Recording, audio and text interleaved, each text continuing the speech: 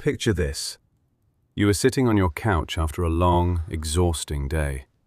The television is humming quietly in the background, casting a soft glow across the living room. But you suddenly feel a distinct prickle on the back of your neck.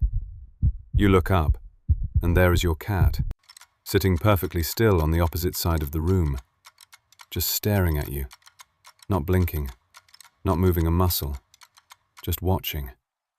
It is a deeply unsettling, almost supernatural look that makes every single cat owner on the planet wonder what exactly is going on behind those glowing, unreadable eyes. Are they silently judging our life choices? Why are you here? Do they see us as just a clumsy, oversized, uniquely hairless cat? Do they actually feel any genuine affection for us? Or are we simply their personal, two-legged can openers who happen to pay the rent? We are going to decode that enigmatic stare using modern behavioral science, breaking down the psychological reality of how your cat actually perceives you. But before we get there, I'm going to make you a promise. By the end of this, you will finally understand why the ultimate sign of feline trust is also the absolute easiest way to accidentally ruin your relationship with them. Sweetie. It is a mistake almost every human makes, and we are saving that secret for the very end. To truly understand what is happening inside that tiny, furry head, we have to look backward. Unlike dogs, who spent thousands of years fundamentally altering their own brain structures to understand human commands, read our pointing fingers, and seek our constant approval, cats took a completely different path. I feel like you've They been essentially avoiding me all domesticated day. themselves. They simply walked out of the arid deserts, strolled into our grain barns to eat the mice, A long, and decided to weary stay. exhale. But they kept their wild instincts entirely intact. Because of this evolutionary loophole, their perception of us is highly unique. To a dog, you are the master, the pack leader, the center of the universe. To a cat, you are not the master. You are a bizarre biological anomaly that they have to actively translate every single day. We are loud, we are completely unpredictable, and from their perspective, we are incredibly terrible at hunting. Let us start with the physical perception and the great myth of ownership. You walk through the front door, drop your keys on the counter, and your cat immediately weaves between your legs, aggressively rubbing its cheeks against your shins. Most people look at this and think it is a simple claim of territory. They think the cat is saying, "This human is my property, back off." But the science of scent overlapping tells a much more nuanced and fascinating story. Cats perceive the world primarily through smell. It is their primary lens for reality, far more important than their eyesight. And humans? We constantly come home smelling absolutely chaotic. We carry the scent of the exhaust fumes from the commute, the strange dogs we passed on the sidewalk, the coffee shop, and most importantly, the invisible chemical markers of human stress. By rubbing against you, your cat is not just claiming you, they are engaging in high-level feline diplomacy. They are painting you with their familial pheromones, essentially trying to fix your chaotic scent profile so that you belong to their safe, familiar group.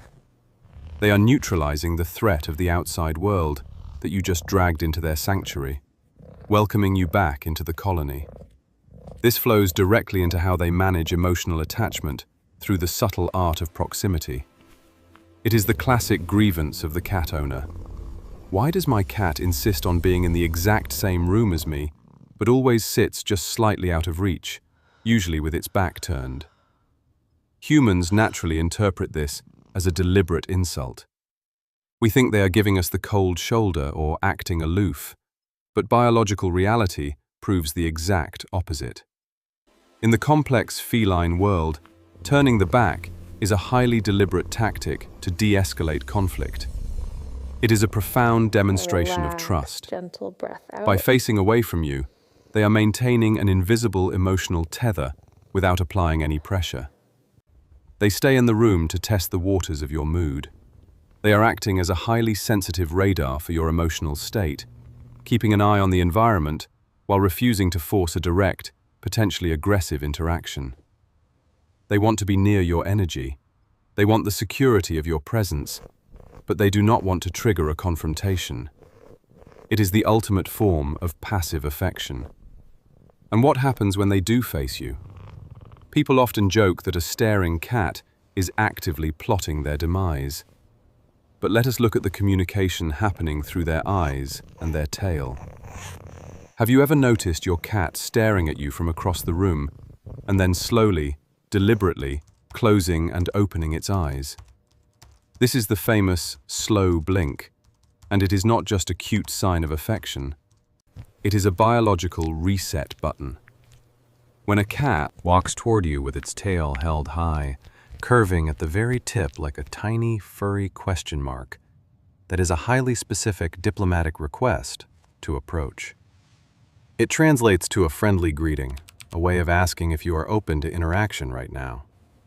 Understanding these micro-signals is the key to proper feline etiquette. If you stare back without blinking, you are accidentally signaling aggression. If you return the slow blink, you are speaking their language. But their perception of us goes far deeper than just visual cues. Let us dive into social referencing and what we can accurately call feline deep pressure therapy. Why is it that when you are having an absolutely terrible day, when you are crying or stressed or sick in bed, your cat suddenly decides to sleep directly on your chest? It is not just because you are a convenient, warm piece of furniture. Cats can literally smell our physiological changes. They possess an olfactory system capable of detecting spikes in our heart rate, changes in our sweat glands, and the sudden rush of stress hormones like cortisol. When they climb onto your chest and sit heavily on your lungs, they are acting as a living emotional anchor. Think of it as a biological weighted blanket. The cat is using its physical mass, combined with a very specific frequency of purring, to physically force your nervous system to calm down. They know you are distressed, and they are deploying their own physiological tools to stabilize their favorite giant anomaly. Speaking of that purr, we need to talk about vocal manipulation and the intimate act of allo-grooming. There is a massive difference between a standard, relaxed, everyday purr and the solicitation purr. The solicitation purr is an absolute marvel of acoustic engineering. Cats have figured out how to embed a high-frequency cry within their normal, low-pitched purr. And incredibly, this hidden frequency almost exactly matches the acoustic resonance of a human baby crying. It triggers a deeply ingrained, uncontrollable nurturing instinct in the human brain. They literally hack our mammalian desire to care for infants to get us to feed them or pay attention to them.